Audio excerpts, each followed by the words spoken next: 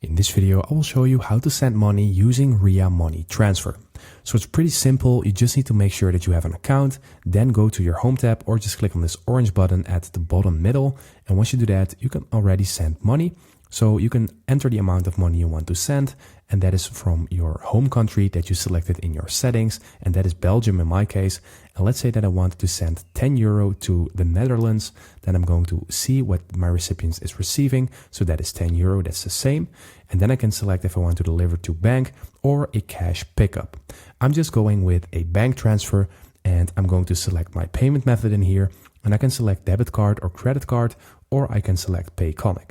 I'm just going to select this one, and then I'm going to select continue all the way at the bottom.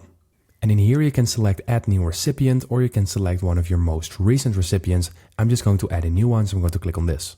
And then in here you need to add the details of your new recipient. So fill in the first name, middle name, optional, last name, the destination country, you already did that, and the city.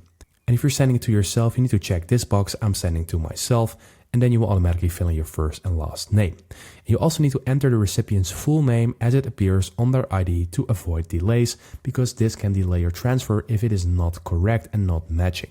So go ahead and check that, and after that you can go ahead and click on continue all the way at the bottom. And after that you need to fill in information about your recipient's bank. So let's say my recipient has a Revolut bank, then I'm going to fill in something that's starting with Rev. You need to fill in a couple of characters, and then I can already see it in here. So I'm going to select this, and now I need to enter the details of my recipients, including my IBAN number and stuff like that. So go ahead and fill it in and then click on continue, and then you will finalize your transfer, and that is basically how you do it. So that is how you send money using Ria Money Transfer. Thank you for watching, subscribe.